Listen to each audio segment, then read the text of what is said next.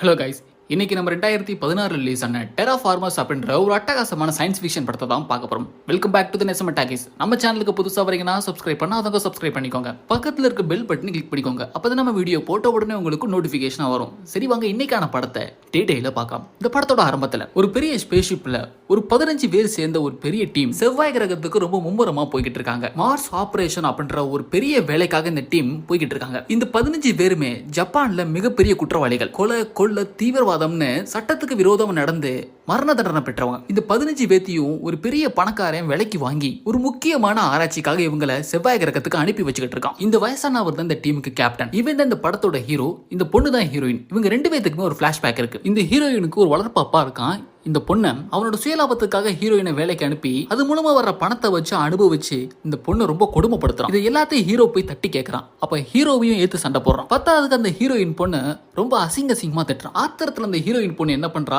கத்தி எலத்தான் அப்பாவை கொடூரமா குத்தி கொன்னுறான். இதை பார்த்தா ஹீரோ என்ன பண்றான், உடனே அந்த கத்தியை பிடுங்கி தான் அந்த கொலையை பண்ண மாதிரி செட்டப் பண்றான். கடைசியில இவங்க ரெண்டு பேருமே போலீஸ் ஜெயில போட்டுறாங்க. இந்த பிளாஷ்பேக் அப்படியே கட் பண்ணிட்டு இப்ப ஸ்பேஸ்ஷிப்ல நடக்கிற மாதிரி காட்டுறாங்க. நம்ம ஒவ்வொருத்தருமே குற்றவாளிகள் நமக்கு தெரியும். ஆனா எதுக்காக இந்த ஆபரேஷனுக்கு நம்மளை அனுப்பி வைக்கணும்? இங்க என்னமோ தப்பு நடக்குது, நம்ம கிட்ட ஏதோ அந்த பணக்காரன் மறைக்கிறான். இது ஏன் என்னன்னு கூட தெரிஞ்சுக்காம நம்ம உயிரை பணைய வச்சுட்டு செவ்வாய் கிரகம் வரைக்கும் பக்கத்துல வந்துட்டோம் அப்படின்னு ஹீரோ ரொம்ப புலம்பி தள்ளுறான். இப்படி இந்த ஹீரோ பேசிக்கிட்டு இருக்கும் போதே இவங்க நினைச்ச மாதிரி செவ்வாய் கிரகத்துக்குள்ள வந்துட்டாங்க. அப்படி இங்க என்ன ஆபத்து இருக்குன்னு நம்மள இங்க மார்ஸுக்கு அனுப்பி வச்சிருக்காங்க. அப்படி இங்க நம்ம என்னதான் வேலை பார்க்கணும் அப்படின்னு எல்லாருமே செவ்வாய் கிரகத்துக்குள்ள இறங்கி போய் பாக்குறாங்க. செவ்வாய் கிரகமே பாக்குறதுக்கு பூமிமா இருக்கு. அந்த அளவுக்கு 500 வருஷத்துக்கு முன்னாடியே ஜப்பானோட கவர்மெண்ட் செவ்வாய் கிரகத்துக்கு வந்திருக்காங்க. வந்து பூமியை மாதிரியே விவசாயம் பண்ணி மாத்திருக்காங்க. இங்க தேவையான அளவு ஆக்சிஜனும் இருக்கு. இவங்களுக்கு ஒரே ஆச்சரியம், இது செவ்வாய் கிரகமா இல்ல பூமியா அப்படின்னு எல்லாருமே நாலா பக்கமும் செதறி போய் செவ்வாய் கிரகத்தை சுத்தி பார்த்துக்கிட்டு இருக்காங்க. இப்படி சுத்தி பார்த்துக்கிட்டு இருக்கும் போது ஹீரோ ஒரு உருவத்தை பார்த்து மிரண்டு போயிடறான். ஒரு மனுஷனோட 2 மடங்கு உயரமாவும் பலமாவும் சில ஜந்துக்கள் ஒரே மாதிரி உருவத்துல கூட்டமா நின்று பேசிக்கிட்டு இருக்கு.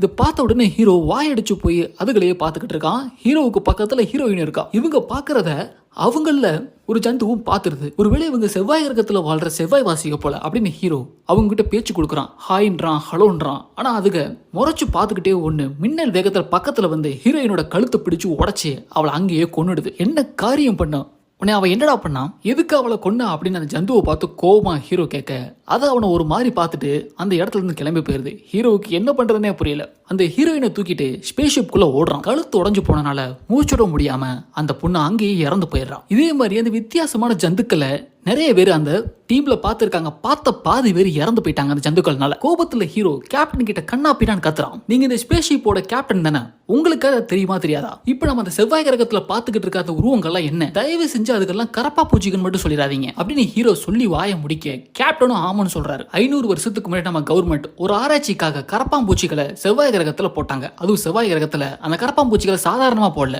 மியூட்டேட் பண்ணது. அதாவது கரப்பாம்பூச்சிகளை செவ்வாய் கிரகத்துக்கு ஏத்த மாதிரி மரபணு மாற்றம் செய்யப்பட்டு செவ்வாய் கிரகத்துல விட்டுட்டாங்க.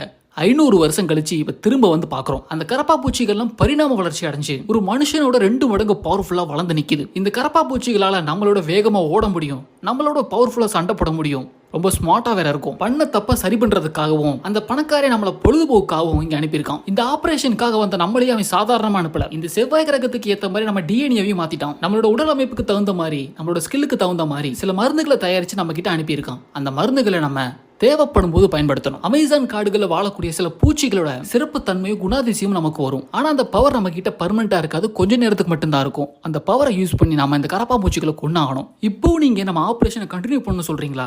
சத்தியமா முடியாது. எல்லாரும் மூட்டை முடிச்சு எடுத்துட்டு பூமிக்கு கிளம்பலாம். இதுக்கு மேல ஒரு நிமிஷம் கூட செவ்வாய் கிரகத்துல இருக்கும்படி நம்ம உயிருக்கு ஆபத்து அப்படின்னு ஹீரோ கொந்தளிக்கிறான். நம்ம எல்லாத்தையும் அந்த பணக்காரன் விலை கொடுத்து வாங்கியிருக்கான். நமக்கு பிடிச்சாலும் சரி பிடிக்கலனாலும் சரி இந்த செவ்வாய் கிரகத்துல ஒண்ணு நம்ம வாழணும், இல்ல அது கூட போராடி சாகணும். நமக்கு வேற ஆப்ஷனே கிடையாது அப்படின்னு கேப்டன் ரொம்ப திட்டவட்டமா சொல்லிடுறாரு. அந்த ஹீரோயினோட சாவுக்கு கண்டிப்பா ஒரு நியாயம் கிடைச்சே ஆகணும். அந்த கரப்பாம்பூச்சிகளை ஒட்டு மொத்தமா அழிக்கணும் அப்படின்னு ஹீரோ முடிவு பண்றான். அது கூட போராடலாம் முடிவு பண்ணிட்டான். இப்படி இவங்க பேசிக்கிட்டே இருக்கும்போது இவங்க ஸ்பேஸ்ஷிப்பை சுத்தி அந்த கரப்பாம்பூச்சிக்கு ஒரு கூட்டமா வந்துருது. ஒவ்வொன்றும் கண்ணாடியை உடைச்சு உள்ள வர ட்ரை பண்ணுது. உடனே ஹீரோ என்ன பண்றான், பழி வாங்குறதுக்காக நான் அந்த மருந்தை செலுத்திக்கிட்டு அந்த உருவத்துக்கு போய் அந்த கரப்பாம்பூச்சிகளோட தன்னந்தனியா நின்று போராடி அதுல கூட்டமா ஒட்டு மொத்தமா அழிக்கிறேன் அப்படின்னு வீரமா சபதம் போடுறான். உங்ககிட்ட இருக்கிற பவரை இப்பவே யூஸ் பண்ணி மொத்தத்தையும் வேஸ்ட் பண்ணிடாத, நீ இப்ப போக வேணாம், கொஞ்சம் பொறுமையா இரு அப்படின்னு கேப்டன் சொல்லிக்கிட்டு இருக்க நேரத்துல முக்காடு போட்டுட்டு ஒருத்தர் இருக்கான். இவன் ஒரு டெரரிஸ்ட். இவனை எல்லாருமே காட்லின்னு கூப்பிடுவாங்க. இவன் வந்துட்டாலே அந்த இடத்துக்கு மரணம் வந்துருச்சுன்னு அர்த்தம் சொல்லுவாங்க. அந்த அளவுக்கு இந்த காட்லிக்கு பயங்கரமா பில்டப் கொடுக்குறாங்க. உடனே அந்த காட்லி மருந்தை தான் கழுத்துல போட்டுக்கிட்டு தன்னந்தனியா ஸ்பேஸ்ஷிப்பை விட்டு வெளியே நிக்கிறான். ஒட்டு மொத்தமா கரப்பாம்பூச்சிகளோட கூட்டமே நிக்குது. அந்த காட்லி இப்ப மரபணு மாற்றமாயி ஒரு பறக்கிற நெருப்பு வெட்டிக்கிளியா மாறுறான். அவனோட கையில இருந்து கொழுந்து விட்டு எரியிற நெருப்பு வருது. அந்த நெருப்பால அந்த கரப்பாம்பூச்சி மனுஷனை அப்படியே பொசுக்குறான். இதோட எல்லாமே முடிஞ்சு போச்சுடா. காட்லின்னு என்ன சும்மாவா, உண்மையிலேயே பெரிய பலசாலி தான் அப்படின்னு ஸ்பேஸ்ஷிப் குள்ள இருந்து எல்லாருமே காட்லியை ஆச்சரியமா பார்த்துக்கிட்டு இருக்கும்போது அந்த கரப்பாம்பூச்சி மனுஷன் மறுபடியும் உயிரோட வரும். அந்த கரப்பாம்பூச்சி ஜந்து ஒரே அடியில அந்த காட்லிய சுக்கு நூறா கிழிச்சு தொங்க விட்டுருது. எவனை பெருசா பில்டப் கொடுத்து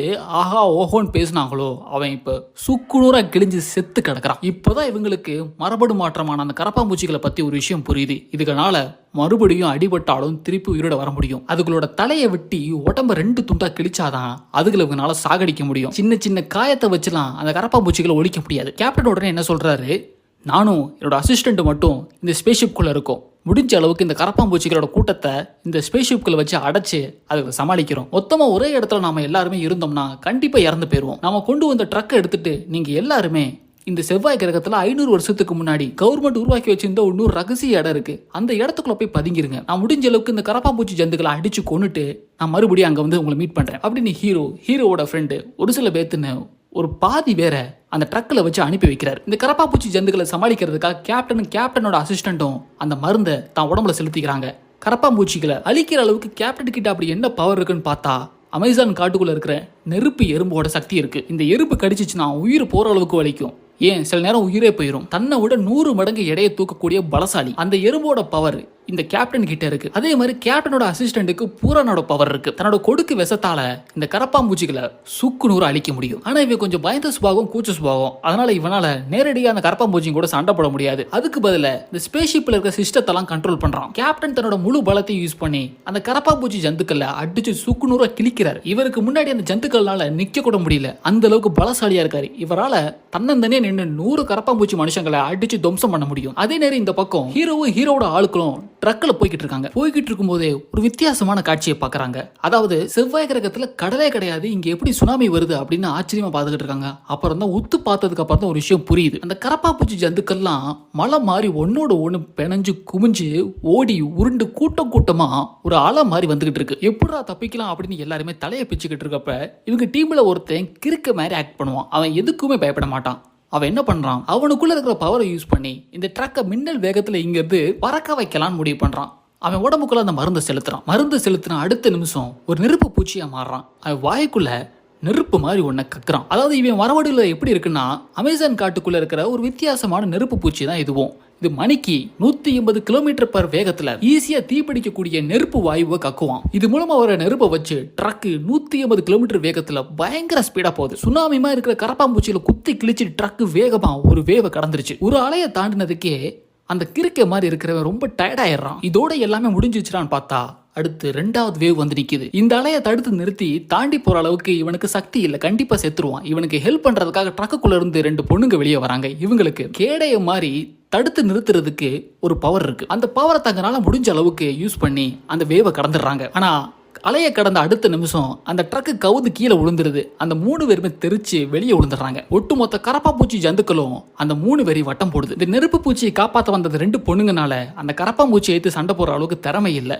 அடிச்சு துவம்சம் பண்ணி அந்த கரப்பாம்பூச்சிங்க அந்த 2 பொண்ணுங்களையும் கொடூரமா கொன்னுடுதுங்க. 3வது ஒரு நெருப்பு பூச்சி இருப்பான் பாருங்க, அவனையும் விடாம அடிச்சு கொடூரமா கொள்ளுதுங்க. இப்போ ஒட்டுமொத்தமா டீம்ல மிச்ச மீறி உயிரோட இருக்கிறது ஹீரோவோட ஃப்ரெண்ட், ஸ்பேஸ்ஷிப்குள்ள கேப்டனோட அசிஸ்டன்ட். மொத்தமா இந்த 4 பேர் மட்டும்தான் இப்ப மார்ஸ்ல மனுஷங்களா உயிரோட இருக்காங்க. இந்த கரப்பாம்பூச்சி ஜந்துக்க எதுக்கு அனாவசியமா மனுஷங்களை கொள்ளுது அப்படின்னு பார்த்தா, நாம எப்படி கரப்பாம்பூச்சிகளை பார்த்தா அருவருப்பா அடிச்சு கொள்ளுவோமோ அதே மாதிரி தான் கரப்பாம்பூச்சிகளுக்கும் நம்மளை பார்த்தா இருக்கும். அந்த அருவருப்புக்காக நம்மளை பார்த்த உடனேயும் வெறுத்து கொள்ளுதுங்க. எப்படி நம்ம பொழைக்க மாட்டோம்னு கேப்டனுக்கு புரிஞ்சு போச்சு. அதனால ஸ்பேஸ்ஷிப்போட எல்லா கதவையும் இழுத்து மூடுறாரு. ஆக்சிஜனையும் மொத்தமா கட் பண்ண சொல்றாரு. கொஞ்சம் கொஞ்சமா ஆக்சிஜன் குறைஞ்சிட்டே வருது. அந்த கரப்பாம்பூச்சிகளுக்கெல்லாம் பைத்தியம் பிடிக்கிற மாதிரி இருக்கு. அந்த கேப்பை யூஸ் பண்ணி ஸ்பேஸ்ஷிப்குள்ள இருக்கிற மிச்ச மீதி கரப்பாம்பூச்சிகள்லாம் கேப்டன் அடிச்சு நொறுக்கி வெட்டி சாச்சிக்கிட்டு இருக்காரு. அதே நேரம் இந்த பக்கம் ஹீரோவோட ஃப்ரெண்டும் அந்த ஒட்டுமொத்த கரப்பாம்பூச்சி கூட்டத்துக்கு நடுவில் தனியா சிக்கிக்கிட்டாங்க. இந்த ஹீரோவோட ஃப்ரெண்டு என்ன பண்றான், அந்த கரப்பாம்பூச்சிக்கு மேல இருக்கிற வெறுப்புனால அந்த மருந்தை 2வது தடவை எடுத்துக்கிறான். மருந்து 2வது தடவை எடுத்துக்கிட்டா அவரோட பவர் என்னமோ கூட தான் செய்யும். ஆனா இவனால எப்பவுமே மனுஷனா மாற முடியாது. பர்மனண்டா இந்த கொடூர பூச்சியாவே இருக்கணும். இவனால செவ்வாய் கிரகத்துல இருந்து பூமிக்கு திரும்ப போகணும்னு நினைச்சா கூட திரும்ப போக முடியாது. ஏன்னா இவனோட மரபணு செவ்வாய் கிரகத்துல வாழ்ற மாதிரி தான் இருக்கு. இவனால திரும்ப நினைச்சா கூட பூமிக்கு எப்பவுமே போக முடியாது. ஆனது ஆச்சு, எப்படி அது தான் நண்பனையாவது காப்பாத்தி ஆகணும் அப்படின்னு ஹீரோட ஃப்ரெண்டு தன்னால முடிஞ்ச அளவுக்கு அங்க இருக்கிற பாதி கூட்டத்தை வெட்டி சாய்க்கிறான். ஒரு கட்டத்துக்கு மேல அவனால சமாளிக்க முடியாம தடுமாறி கீழே விழுந்துடுறான். அப்ப ஹீரோ என்ன பண்றான், தான் ஒட்டுமொத்த பவரையும் யூஸ் பண்ணி அந்த கரப்பாம்பூச்சிகளை அடி நடிக்கிறான். அவனும் பதிலுக்கு அடி வாங்குறான். என்னடா பண்றது, நம்ம 2 பேருமே இங்க தான் சாக போறோம் அப்படின்னு ஹீரோ நினைச்சுக்கிட்டு இருக்க நேரத்துல செத்து போனதை நினைச்ச ஹீரோயின் தன்னோட கொஞ்ச நெஞ்ச பவரை யூஸ் பண்ணி மறுபடியும் உயிரோட வரான். அந்த இடம் முழுக்க ஒரு வேதி பொருளை தூவி விடுறான். அது ஈஸியா தீப்பிடிக்கக்கூடிய பெட்ரோல் மாதிரியான ஒரு பொருள். ஒட்டுமொத்த கரப்பாம்பூச்சி கூட்டத்தை அழிக்கிறதுக்கு ஒரு சூசைட் பிளானை ஏற்பாடு பண்ணிட்டா. இதை தெரிஞ்சுக்கிட்ட ஹீரோட ஃப்ரெண்டு ஹீரோவை காப்பாத்தி மேலே தூக்கிட்டு போறோம். அந்த இடமே வெடிச்சு செதறது. இவங்க நினைச்ச மாதிரியே அந்த கரப்பாம்பூச்சி கூட்டமே ஒட்டு மொத்தமா அழிஞ்சு போகுது. கடைசியில ஹீரோவோட ஃப்ரெண்டு ஹீரோவோட கண்ணு முன்னாடியே பரிதாபமா ஒரு விஷயத்த சொல்லிட்டு இறந்து போறான். நான் இந்த செவ்வாய் கிரகத்துல இருந்து பூமிக்கு போறதுக்கான எந்த காரணமும் என் கையில இல்ல. நான் உயிரோட வாழணுன்ற ஆசையும் எனக்கு கிடையாது. அதனால நீ எப்படியாவது பூமிக்கு திரும்பி போ. உனக்கு என் மேல உண்மையிலேயே பாசமும் மரியாதை இருந்துச்சுன்னா நீ நல்லா வாழணும், பூமிக்கு போகணும், நீ ஒருத்தனாவது மிஞ்சி போகணும் அப்படின்னு சொல்லிக்கிட்டே அவன் பரிதாபமா இறந்து போயிடறான். இதை பார்த்த ஹீரோ கண் கலங்கிக்கிட்டே மார்ஸ்ல இருந்து பூமிக்கு கிளம்புறான். இதோட படத்தை ஒரு மாதிரி முடிச்சிடறாங்க. இந்த படம் எப்படி இருந்துச்சுன்றத மறக்காம கமெண்ட் செக்ஷன்ல சொல்லுங்க. இந்த வீடியோ பிடிச்சிருந்தா லைக் பண்ணுங்க, ஷேர் பண்ணுங்க. நம்ம சேனலுக்கு புதுசா வரீங்கன்னா சப்ஸ்கிரைப் பண்ணாதவங்க சப்ஸ்கிரைப் பண்ணிக்கோங்க. இதே மாதிரி ஒரு சூப்பரான இன்ட்ரெஸ்டிங்கான ஒரு வீடியோவோட மறுபடியும் வந்து மீட் பண்றேன். Thank you and bye.